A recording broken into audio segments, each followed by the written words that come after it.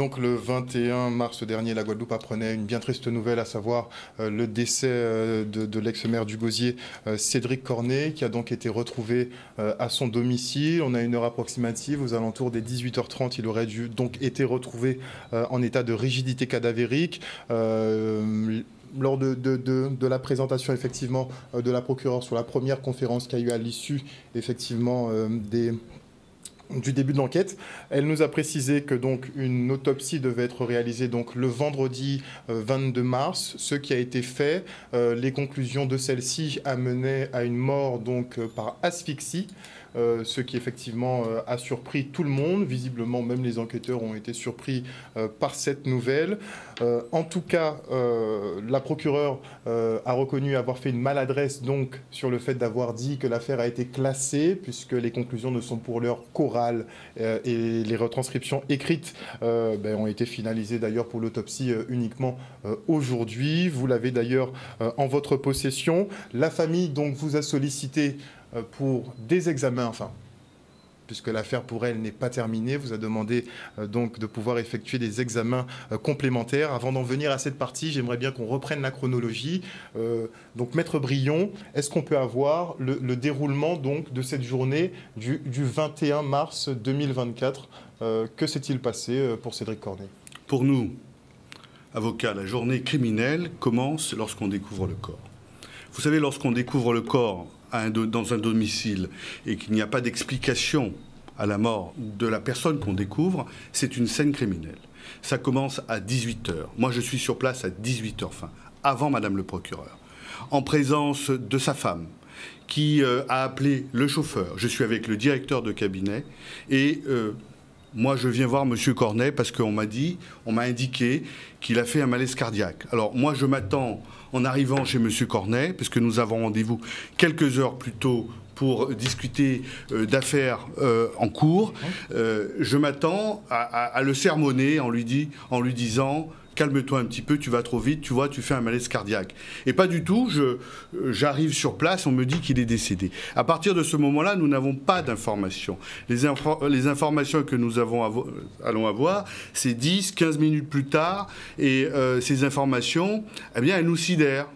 Vous avez le SDIS, le représentant du SDIS sur place, qui nous indique que c'est une rupture des cervicales.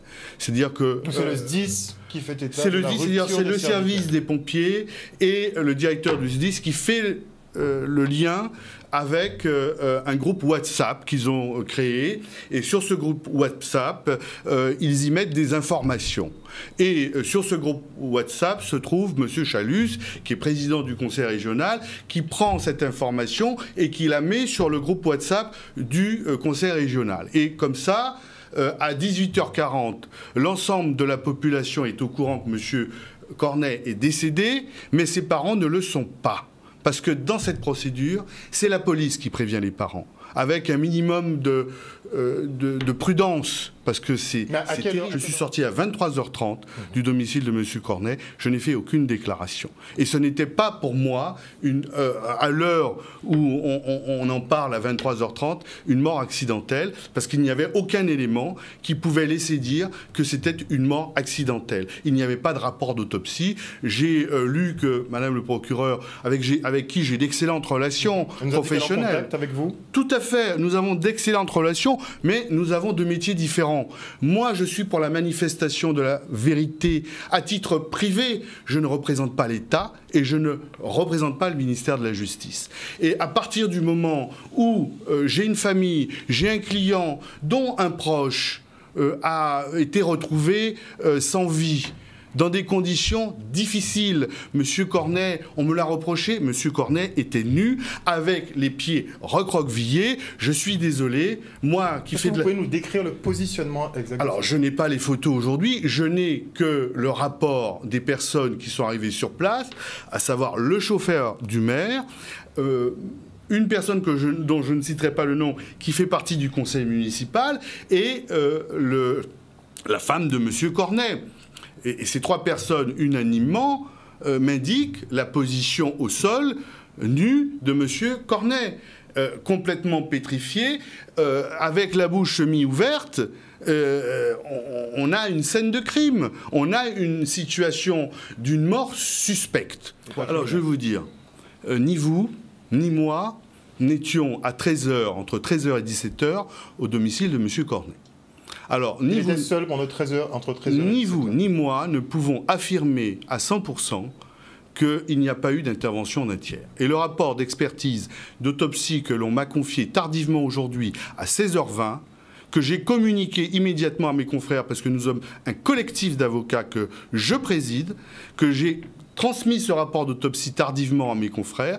Nous avons transmis ce rapport d'autopsie à des scientifiques, c'est-à-dire des médecins qui ont l'habitude, et unanimement, ce rapport d'expertise conduirait à dire que nous sommes dans un acte criminel. On nous dit que l'autopsie, finalement, fait état d'une asphyxie alimentaire, en fait, qui se serait donc étouffée avec des aliments. Je vous explique que sur la topographie des lieux, sur les examens et les constatations qui nous ont été révélées par ce rapport écrit, il existe des probabilités qu'il y ait eu des actes criminels. Et à partir du moment où il y a une piste qui conduit à des actes criminels, nous avons l'obligation, nous avons le devoir de vérifier tous les éléments. Je pense que M. Cornet le méritait, quels que soient ses détracteurs, les gens qui lui ont marché dessus, les gens qui lui marchent encore dessus sur sa mémoire. Je pense qu'il méritait, comme tout un chacun, et pour toute la population, parce que ça peut arriver à tout le monde, pour toute la population, le droit de connaître la vérité. Moi, je suis un professionnel, je suis diplômé de criminologie depuis 28 ans. Je fais des assises, je regarde des autopsies tout le temps. Ma consoeur fait du pénal, et à Paris, et en Guadeloupe, et en Martinique, nous avons des confrères avec qui nous travaillons qui sont d'excellents pénalistes et qui ont l'habitude. Pourquoi on ne doit pas les écouter? Et pourquoi ces médecins auxquels on fait appel, on ne doit pas les écouter? Pourquoi c'est une seule version, celle du service judiciaire? Vous avez un monsieur qui a combattu en politique, qui a fait du Gosier la ville qu'elle est aujourd'hui, qui a été décrié, qui a été menacé avec des propos de haine. Aujourd'hui, il se retrouve chez lui, seul, isolé, sachant que par jour, toutes les heures, il passait au moins une 50aine d'appels. Moi, il m'envoyait des SMS à 5 h du matin. Et qu'on veut me dire que de 12h52 jusqu'à 17h05, et même jusqu'à ce qu'on le découvre décédé, ce monsieur n'avait passé aucun SMS, avait cessé de recevoir des appels, et puis qu'il s'était isolé. Monsieur Cornet n'était pas quelqu'un qui s'isolait. Il faut qu'on nous donne des explications. Nous en avons. Nous en avons. Je ne vais pas vous les livrer ce soir parce qu'il y a un problème d'enquête. Mais lorsqu'on vous dit quelque chose, on vous dit on n'est pas d'accord, parce qu'on a des soupçons, parce qu'il y a quelque chose qui ne va pas et qu'aujourd'hui on a un rapport qui raconte des énormités.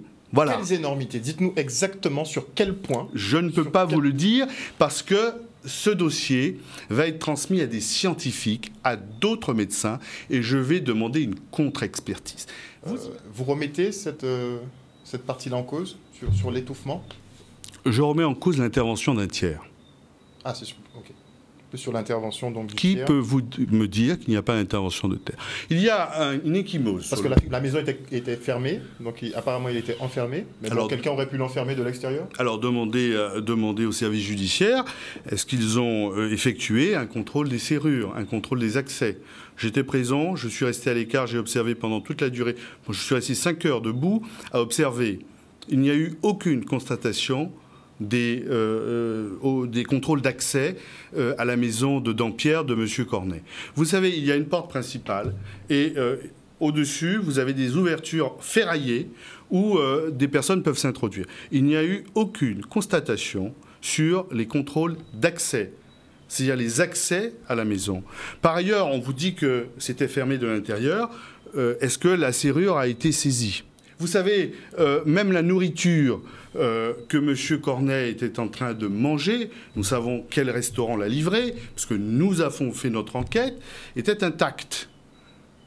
Ah, donc il n'a pas touché son plat. Il n'a pas touché la viande. Donc, le plat était intact. Alors, peut-être par l'opération du Saint-Esprit, il a mangé une viande qui venait du ciel. Vous voyez, nous avons des éléments inexplorés, inexacts, et on s'achemine certainement vers une plainte pénale. Je sais quand même, on peut remettre ma parole en doute, on est en train de la remettre en doute. Je vois qu'on essaie de nous décrédibiliser. C'est habituel, vous savez, en 28 ans, j'en ai vu d'autres, c'est pas grave. Mais généralement, quand on essaie de décrédibiliser une défense ou des avocats, c'est qu'on est sur la bonne voie. Mais qu'est-ce qui vous a motivé justement à sortir de votre silence? C'est le fait que déjà la famille fasse appel à vous dans un premier temps. Bon, vous étiez déjà leur avocat, mais le fait qu'on dise affaire classée, circuler. Affaire classée et mort accidentelle, naturelle. Moi, ce n'est pas ce que j'ai constaté en étant sur place.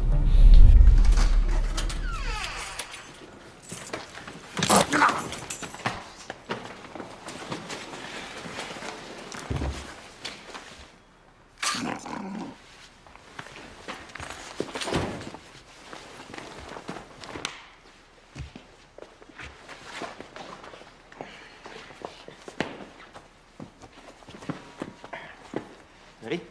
And lift. Ready, and go.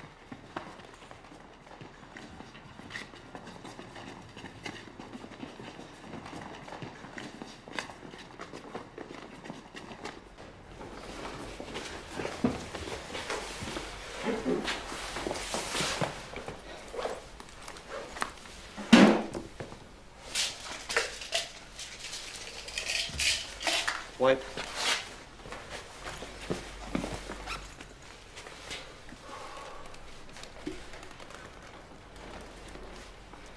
You better hit it.